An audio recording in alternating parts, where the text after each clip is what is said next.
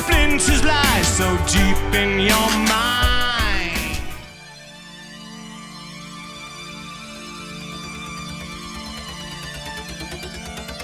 Look now, look all around.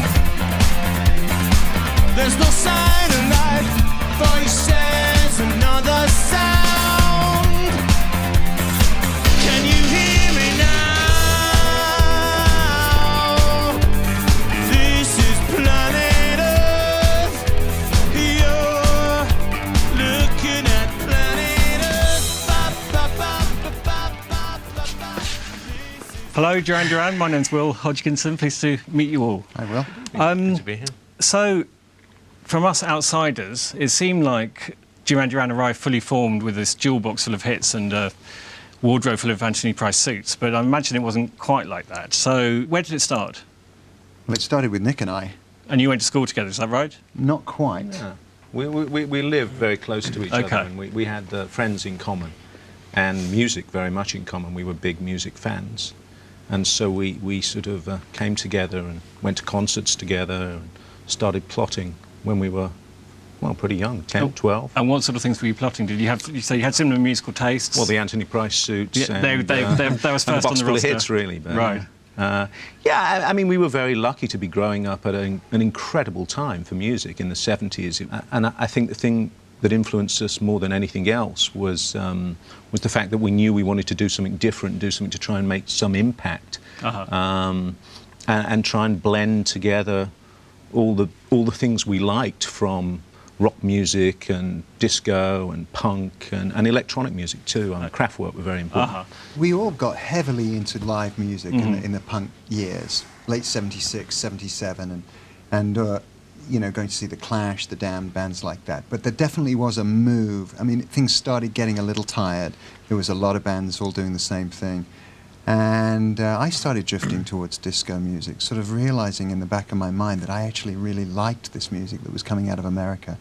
And it was really when Nick and I met Roger that we started thinking maybe we could develop that side of ourselves. Okay. Up until that point, we'd used a rhythm unit. We were sort of like the Human League was like our model. And I thought, well, what if I start playing bass and we start creating like a rhythm section in the old school style, you know, because in punk rock, nobody ever thought about rhythm sections. Nobody ever used the term rhythm section with punk rock. It just wasn't. It was guitar driven, guitar voice. It was all about Three chords. everybody hitting the same notes in unison, Yeah. bang, bang.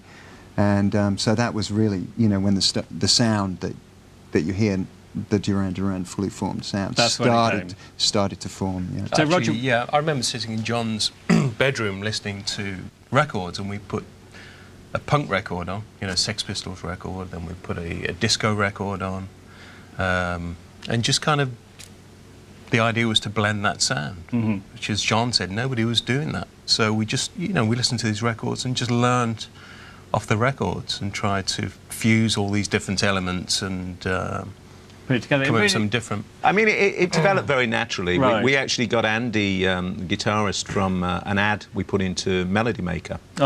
And he joined, he came from Newcastle. And at the time, we sort of kidded him that we had a singer, which we didn't. And for days he was saying, well, when's the singer going to turn up? And eventually, once he'd moved down to Birmingham, we had to say to him, well, actually we don't have one yet. But you may as well hang around now. You've come all this way. That was the theory. Which he did, to his credit. And then we found Simon through somebody who worked at the Rum Runner Club. And she said, you really do need a singer, don't you? Well, my friend Simon is studying drama in Birmingham, and he sings, and he looks like he'd fit in with you guys. So we said, send him down. So Simon, when you came on board, the story goes that you turn up in some pink leopard skin trousers and a book full of lyrics or poems. So had you been writing songs before? Yeah, I'd written songs for a few years up until that point. Been in a couple of bands, and I came with some songs that were written, and I was very nervous when I met the guys, but I put on my best post-punk outfit, and brought my book of lyrics. I think, the story is really kind of symbolic of what appealed to these guys about me, and that was mainly my look, which meant that I could fit in, and also the fact that I came bearing gifts, in the form of words. Yeah, and so that was always, it was because you hear a lot of the times, your bands would say, yeah, we just got together, we were jamming, we're all mates, we did 12-bar blues. It doesn't sound like that's the situation here. We were very single-minded. It's what we wanted to do. Yeah. And half the problem was finding people that were committed. People that didn't want to do a day job and just do a bit of singing in the evening or whatever. I think that was the difficult thing for the first year or so, was finding people that were actually serious about it. Really want to do this. The other thing about punk bands, none of them had keyboard players. And that was primarily because A, keyboard players generally were real players, and B, owning keyboards was very cost prohibitive. They were very expensive compared with a cheap guitar. And, the Wasp keyboard was super important for us. I remember buying that, right? That was a big investment. But we got a lot of it. It really changed the sound. Suddenly, when we got this thing, it was quite easy to use, and suddenly it was like, wow, we hear this, and you hear that on all of our early songs. You hear that on songs like Planet Earth. When was Planet Earth written? What was the situation? Did you write it together in the studio? How did it come about? We wrote it. We used to write everything in demo before we actually recorded in the studio. We were working in Birmingham at the Rum Runner Club our managers owned, and they let us have a room there to write. Tritec room. Yes, the hideously titled Tritec Bar. We used to write there mostly, and it was quite exciting at the time because there was a lot of other acts going in different directions. UB40 were rehearsing next door to us sometimes, and Dexy's Midnight Runners. So it was very different, but yeah, very different. Yeah. But there was a real sort of scene going on there, and we'd go into this room and shut ourselves in and just write and try and develop where we were going, and those are the sessions that Planet Earth came out of. I guess it would have been late '79, early 1980. So now can we hear it?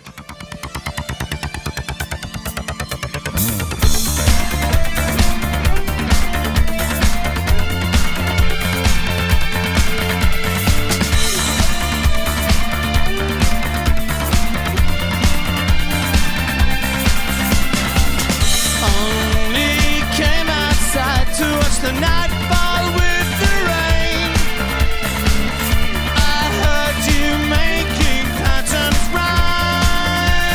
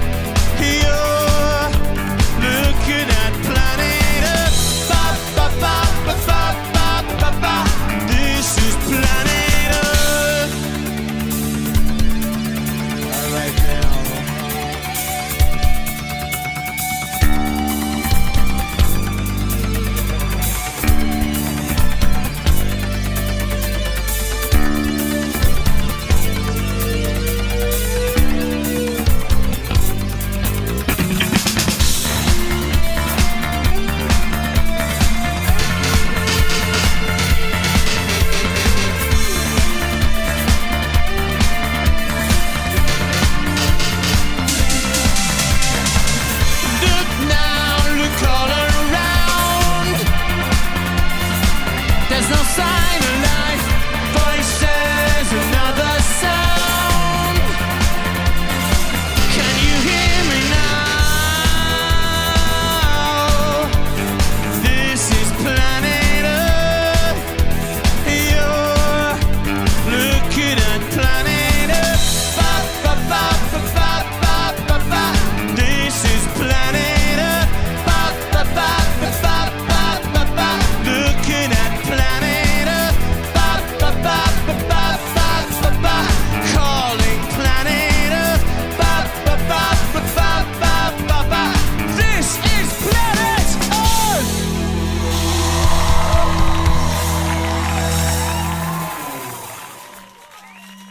When was Late Bar written?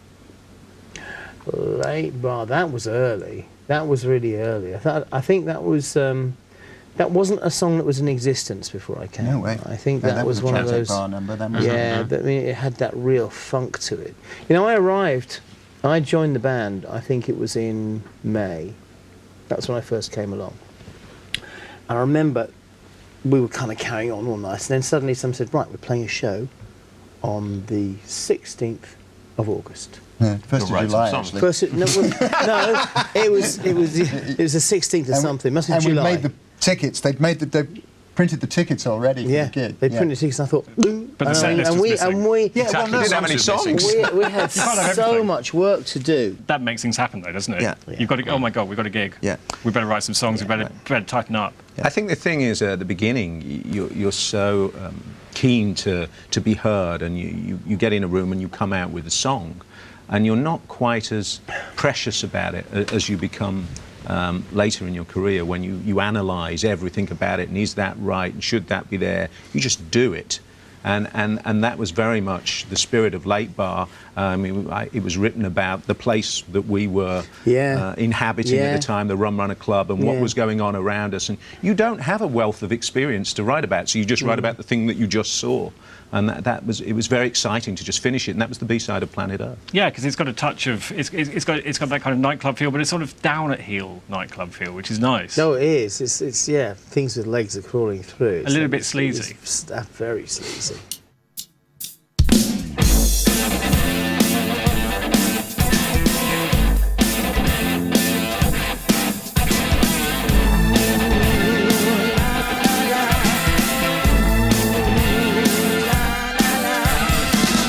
There's a hole in the wall next to you. Things with legs are crawling through. The man is searching for the door in your room. You're coming out, you're coming down. There's an all-night party in room 7609. Late bar, la la la la la la. And we can dance together all night if you got the time. Late bar, la la la la la la la.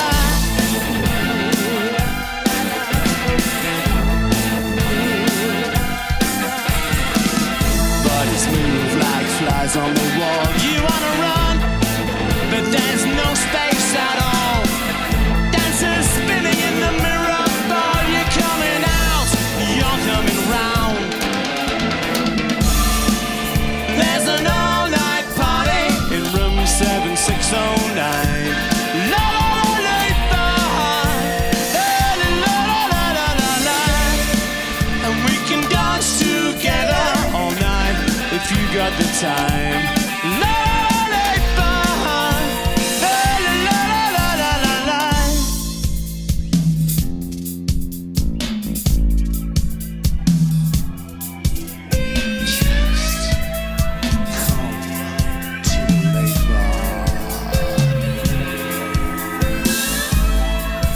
It's all coming much faster than you think. What you gonna wear, man?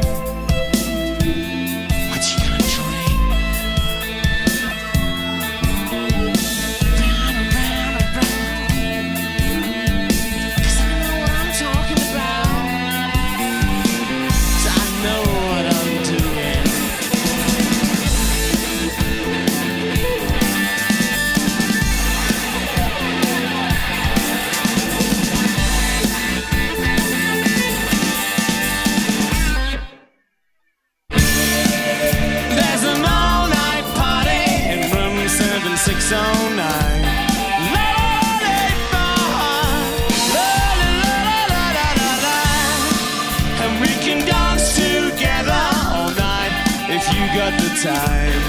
La la la la la la la la.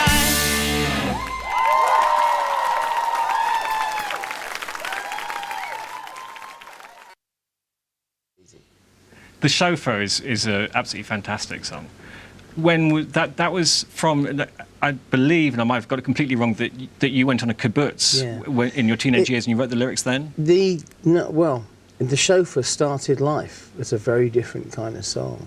I was falling very deeply in love with this Israeli soldier girl, and I'd watched her.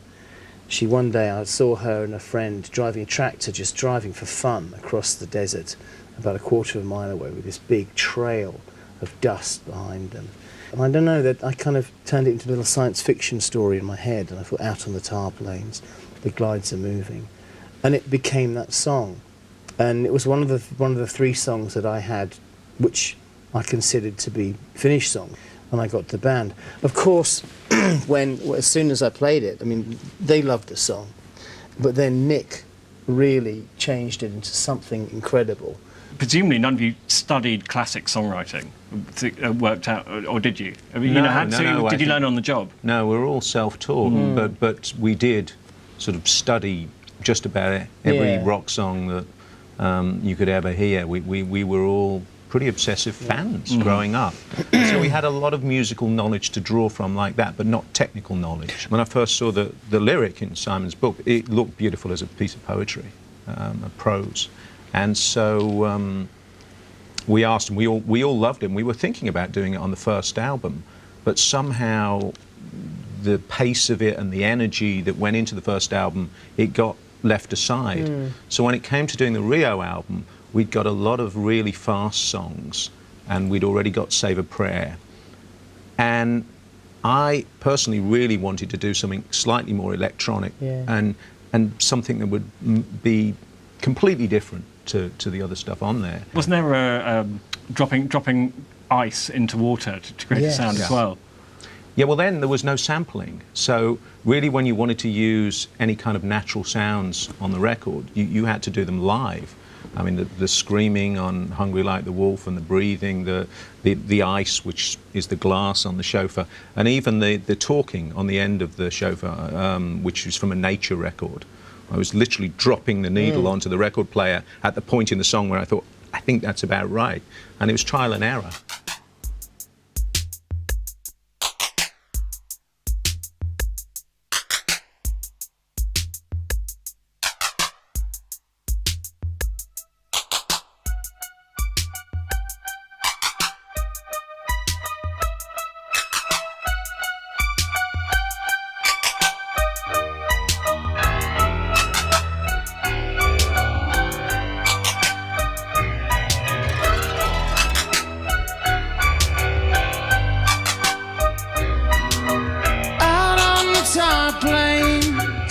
Glides are moving, all looking for a new place to drive. You sit beside me, so newly charming, sweating dewdrops glisten fresh in your side, and the sun drips down, bedding heavy behind the front of your dress, all shadowy lined. The droning engine throbs in time with your beating heart.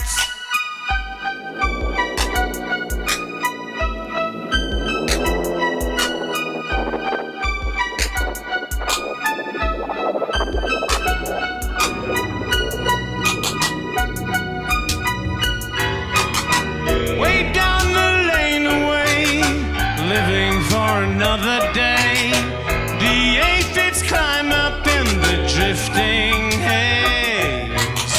Swim seagull in the sky towards that hollow western isle. My envied lady holds you fast in her gaze, and the sun drips down, bedding heavy behind the front of your dress, all shadowy lined. The droning engine throbs in time with your beating heart, and the sun drips down, bedding heavy behind the front of your dress, all shadowy lined. The droning engine throbs in time with your beating heart.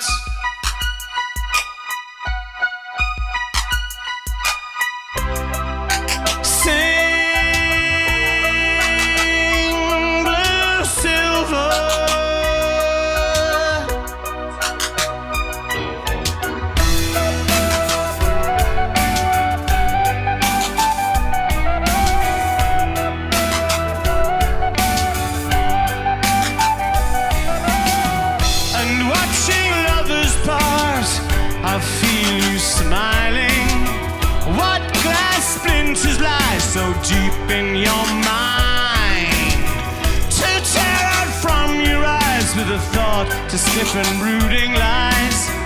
And I'll only watch you leave me further behind. And the sun drips down, bedding heavy behind the front of your dress, all shadowy line. The droning engine throbs in time with your beating heart. And the sun drips down, bedding heavy behind the front of your dress, all shadowy line. The droning engine throbs in time with your beating heart.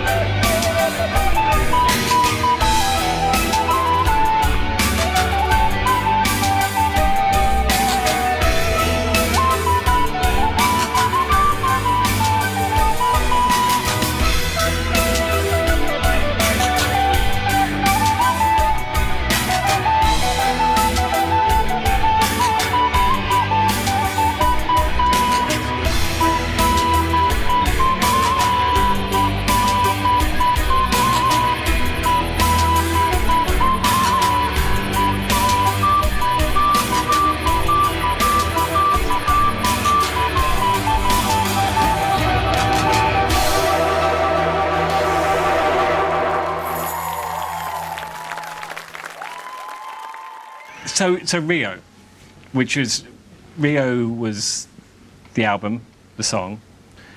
When was this written? Well, didn't it come from See Me Repeat? No, it used to be a song called Actually, yes. A Me A Go Go. Right. And that Which was See Me after. Repeat Yes, Me. exactly. Yeah, and then we kind of we just held on to this chord progression. Yeah. It evolved, and I remember the final, what was the verse now, we did for the first time at the Holy City Zoo, and I think we wrote it as a show, remember as a this set opener. Exactly. I It remember was written, being in. it was written like we need a yeah. dynamic thing that sort of says what we are. That's you know that I don't know how, but then we must have held on to it for a while because it didn't. It did, because what happened was when we went in to make the second album, or when we were starting to think about it, you came up with the title Rio and said, I think this sort of says it all in a kind of Roxy Music, cool sort of way. And we went, yeah, it absolutely does.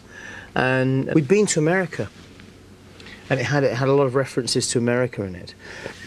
And I'd seen this girl working as a waitress in a Cocktail She was bar. working as a waitress in a cocktail bar.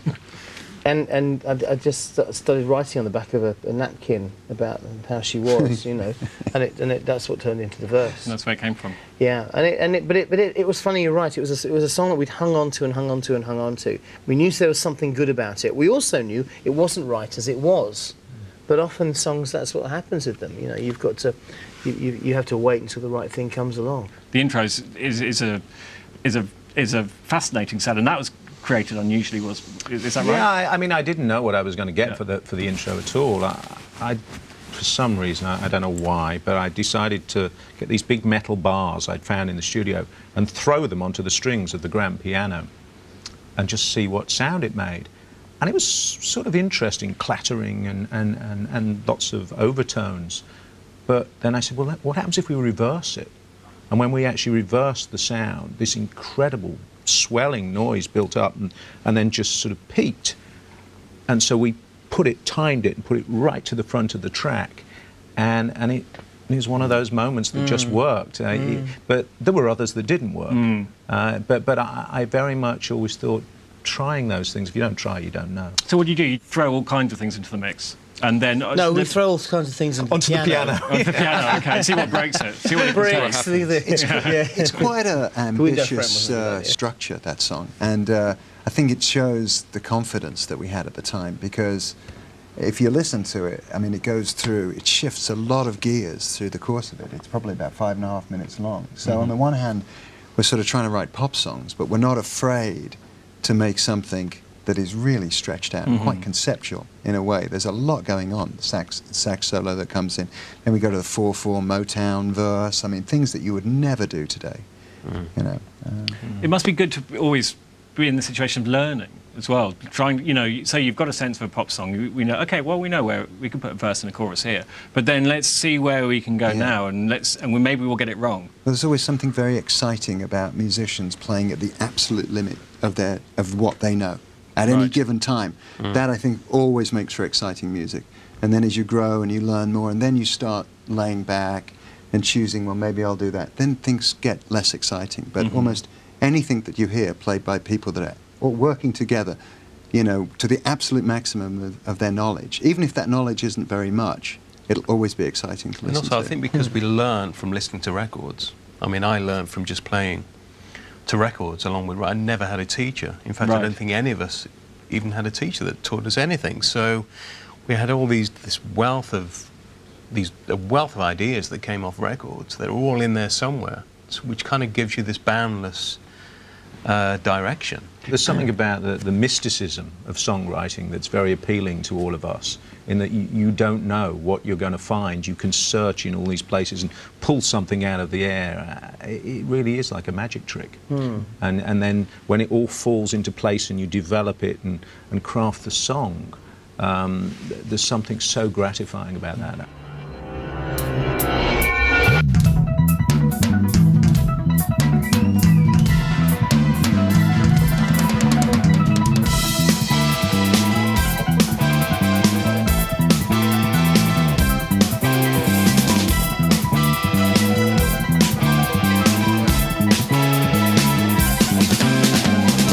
Moving on the floor now, babe, you're a bird of paradise.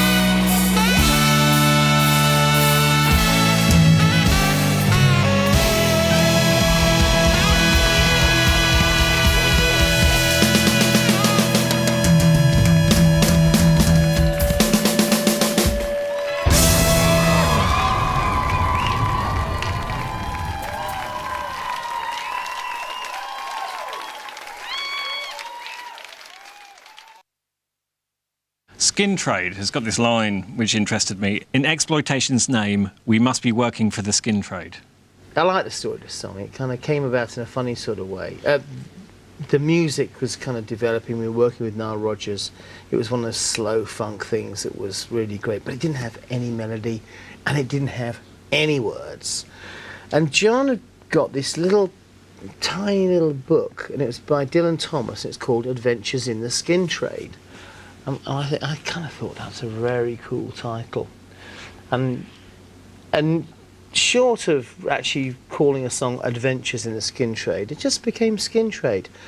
And it's about kind of the way everybody's selling something, usually themselves. I mean, everybody does, whatever they're doing. It sounded like it was being objectified, possibly, you know, that process. Yes, I think there's definitely the elements of the hooker in all of us. And I just loved it as a kind of an exercise in talking about that and saying, it's okay, we're all for sale. It was a eureka moment when you came up with that. Well, because we'd been sitting on the music for quite some time. Months and one of the things we knew it was going to be called Skin Trade. Even though we do work together a lot, 90% of what we do together. But then occasionally Nick will go off. He'll say, "Leave me alone for a few hours," you know. And you'll come back with Simon will go an off. offering. And that was we left Simon. The pressure was on. Yeah. We had no idea what he was going to come up with. And getting to the studio one night and hearing the playback of that lyric was like, oh my God. Yeah, I'd been sitting up. I mean, all we had literally was the title Skin Trade, and we were in New York at the time. We were working in there with Niall, and John had lent me and Yasmin his apartment up on the Upper West Side, near Columbus Avenue. This great big, beautiful penthouse apartment with an amazing view, and I used to just sit there and just look at the planes lining up to come in to land at LaGuardia. And on a sunset evening, it was just the most beautiful thing. And I was sitting there one day, and I knew I had to get this thing done. And sometimes the best way to find something is not to look for it. It's like sometimes, well, you know, when you forget a word and you're trying to think, oh, what's his name? What's his name? That guy's name, what's his name? The more you try and put your finger on it, it's like a bar of soap, the more it slips out of your fingers. And you know, I'm sitting there and I've got the music on in the background, this da, da, da, da. And I start going, Doctors of the Revolution, da, da, da, da, da. Yasmin, get the recorder. Hit the tape recorder. You know, because I felt I just knew this cheesy little kind of. It was a very playful kind of frivolous sort of melody started coming into my head, and words. What was more, words were coming with it, and I guess and it came really real quickly. And I had the. Do you remember? Sorry. Go on. No, I was just going to say, the thing is with this song, John and I weren't letting go of it. No. Sometimes you find a piece of music that you've created the tracks already, and we can develop things a long way and then just throw them away. But this one, we were just clinging on to it. We said, we've got to get this. Yeah. We thought it was the best track on the album, and actually, I still think it's the strongest song on the album. Too. Do you remember how the chorus used to go? When I first came in with it, the chorus went, "Would someone please explain?" That's right. The reason. Niall was going, "Oh man, could it just go? Would someone please explain?" I went, "Yeah, it could actually." There was a great contribution from him on that one. It was the first song we wrote with. We were working with Steve. Roger had left, and so we had to bring in a new drummer, Steve Ferroni, who we'd met in New York, guy from Brighton, played in the Average White Band. And it's funny because still, like Roger was saying yesterday when he's playing the song, and we're trying to get a fill that Steve had done, and Roger. You said this is one of those traps that Steve Ferroni set for me. You know, it's like he knew that sooner or later Roger would be back. You were going to come back. And he'd be like, let's see him play this.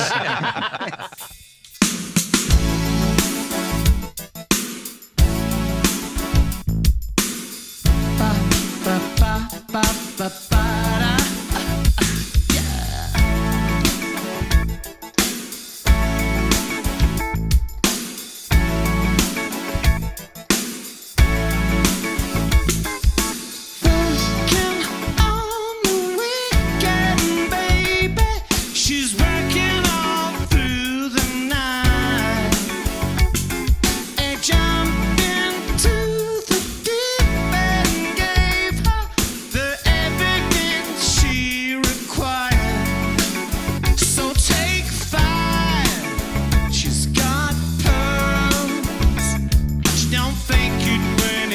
to making money, so she smiles, but that's cruel. If you knew what you think, if you knew what she was after, sometimes she wonders, and she laughs in her frustration. Would someone please explain the reason for this strange behavior in exploitation's name?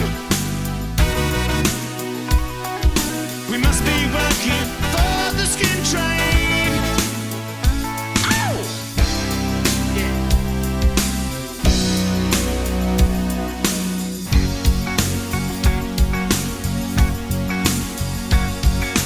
Doctors of the revolution gave us the medicine we desire. Besides being absolutely painless, it's a question of compromise. They got steel and so cool to get angry at the weekend and go back to school. So big deal, it's what rules when it comes to making money. You say yes, please, thank you. Sometimes you wonder, and you ask yourself the question, would someone please explain the reason for this strange behavior in exploitation's name? We must be working for the skin trade. Would someone please explain the reason for this strange behavior in exploitation's name? We must be working for the skin trade. Ow!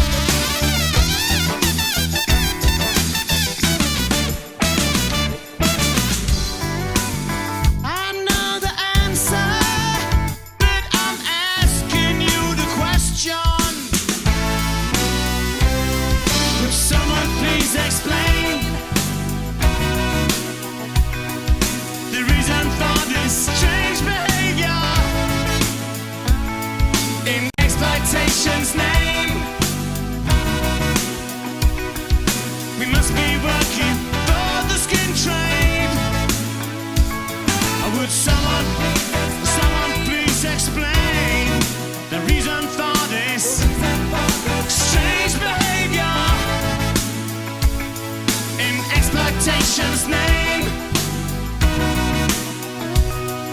We must be working for the skin trade. Would someone please explain the reason for this strange behavior? Oh yeah, in exploitation's name. We must be working for the skin trade.